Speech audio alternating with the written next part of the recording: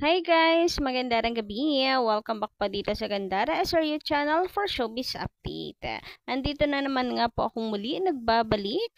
Ang nagmamaganda ninyo kachismosang Kim Pao, wala na pong iba si Gandara upang magatid sa inyo ng latest update and fresh happenings patungkol kina Kim Chiu and Paolo Avellino.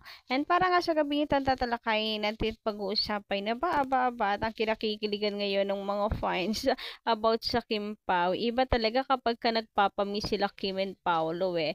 Meron na lang tayong bigla-biglang nasasagapan na chika na ayuda. So pag-usapan nga natin yan. Anyway, sino dito mga miss na ang mga ganaps ng Kim Pao. May ganap sila ngayon na yung picture na video yan na parang may shoot ang Kim Pao. Pag-usapan natin yan later. Pero bago yan, sa mga hindi pa nakasubscribe dito sa ating channel, maaari lamang na pindutin po ninyo subscribe button natin at notification bell na nandyan sa baba para mag-updated po kayo at ma-notify tuwing may bago tayong chika at balita hinggil sa Kim Pao. Basta mga balita na may kinalaman kina Kim Chiu and Paolo Avellino, sagot na po natin yan. So, dito nga po muna tayo sa comment ni Madam Remedios Doron. Shoutout po sa inyo, Madam. Ayan, wali ko na namang nabasa at nadaanan ng inyong comment. Patungkol nga po ito sa isang fan ni Kimi na kung saan grabe talaga yung pagmamahal kay Kim Chiu. Ito nga, chika ni Ma'am Remedios. Gandara, ngayon pa lang nanood sa iyong vlog kagabi. Ang mga fans ni Kim, pati ang bangka at bangkero, love si Kimi. Mayroon ba sila? Kim Pao pa rin ang number 1. Hehe. Oh yeah, ito yun oh. Posto ni Ma'am Shimelay. Ayan, panoorin muna natin. Miga!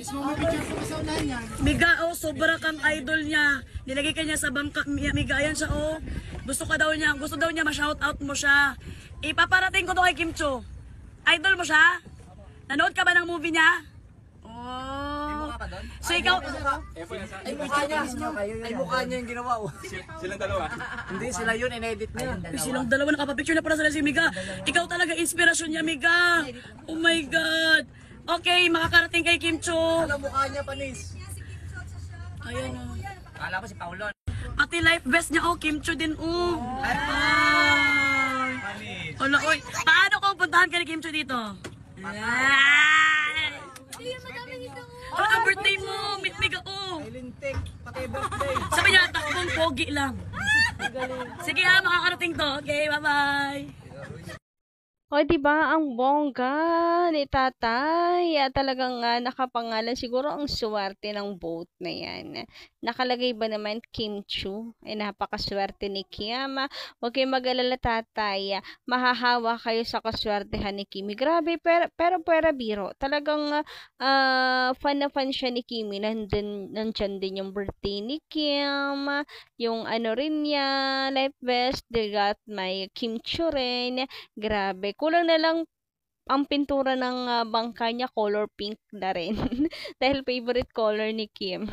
Pero grabe nakakabilib talaga si tatay. And eto napakaswerte rin at the same time niya kasi nga nakarating dito kay Kim. Pinarating ni Ma'am Shi Melay. And panigurado talagang tuwang-tuwa din si Kim Chiu dito.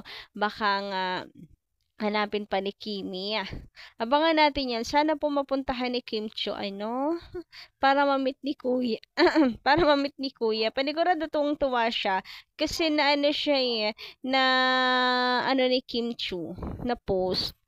Eto ayan ni-repost na po ni Kim Chiu. Grabe hindi ko ma-imagine yung kulig, for sure ni Kuya, grabe. Kung ako nga yan, pag na-notice ni Kim, grabe yung kilig ko si Kuya pa kaya. Na grabe yung pagka-idol niya kay Kim Chiu, sobra siyang mahal talaga. Ayan nga caption niya dito, hala Miga, inga siya, salamat kaayo Miga. Grabe. Ang nakakataba ng puso, dami nagmamahal kay Kim. Anyway, dumako naman tayo dito kay G.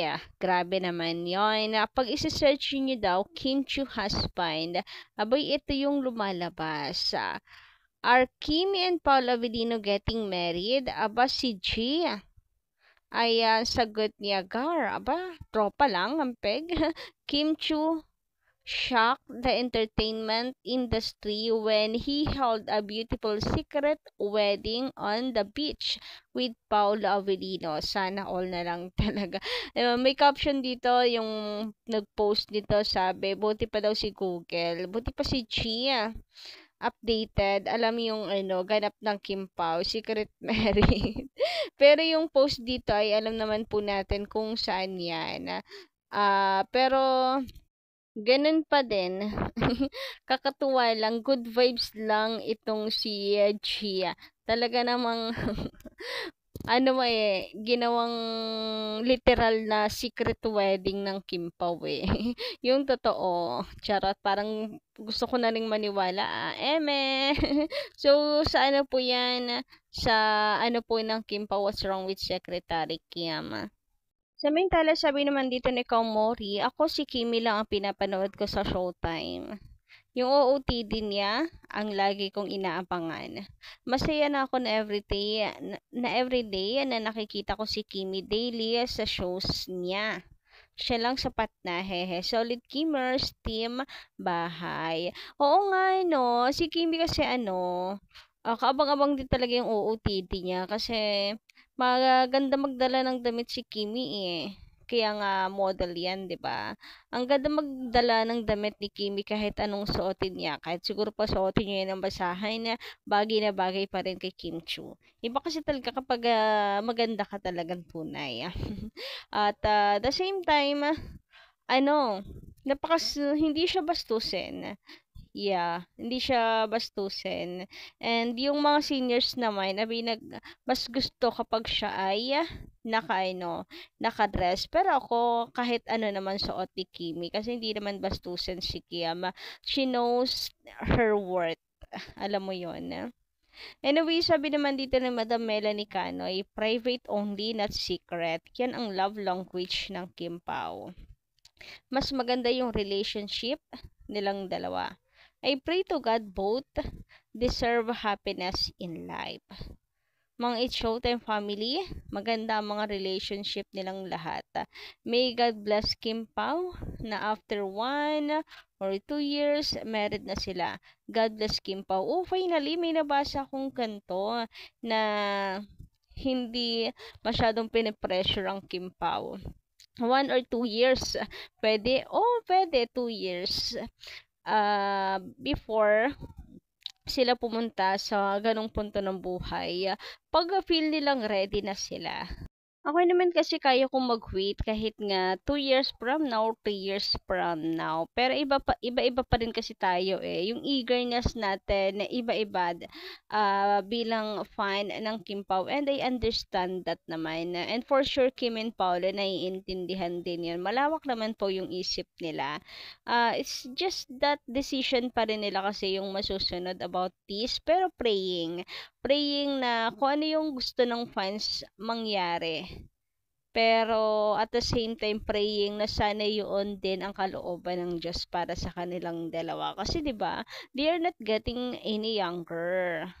Tumatanda na sila, kaka-birthday lang ni Kim and next si Paolo Avellino naman. Then of course may body clock tayo, mga babae, and all. And they both believe in marriage naman, 'di ba? Si Paolo Avellino gusto rin ng wedding, si Kim Chu, church wedding yung gusto niya. And I hope matupad yung simpleng pangarap na yon ni Kimi before before having kids.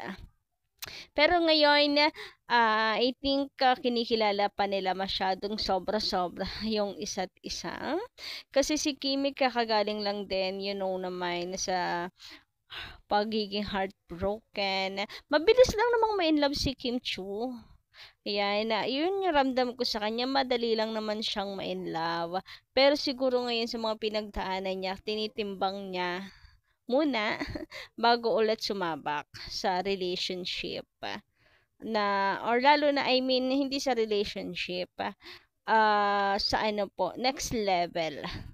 So yun, mag-enjoy lang muna sila, enjoyin muna nila yung kung ano yung meron sa kanila. And I hope papunta na rin naman sila doon, lalo na't nagkakabanding na rin naman si Aki at saka si Kim. Nakilala ni Paolo si Kim kay Aki, etc.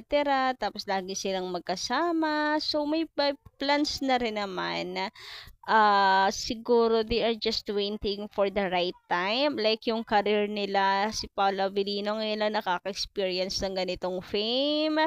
And siguro para din sa mga fans I mean para pagbigyan at suklian yung pagmamahal na binibigay ng mga fans sa kanila. Kasi kung bigla naman nga lulubog ang Kim Pao at magpo-focus sa sariling buhay, abay, mamimiss at mamimias, bitin na bitin ang mga fans. Nagigets niyo ba ako? I think isa yun sa kinukonsider ng Kim Pao Kasi lalo na ngayon, grabe yung binubuhos ng pagmamahal ng Kim Pao fans sa kanilang dalawa. At the same time, nagde-demand tayo, 'di ba, ng projects together ng Kim Pao. So parang right timing pa.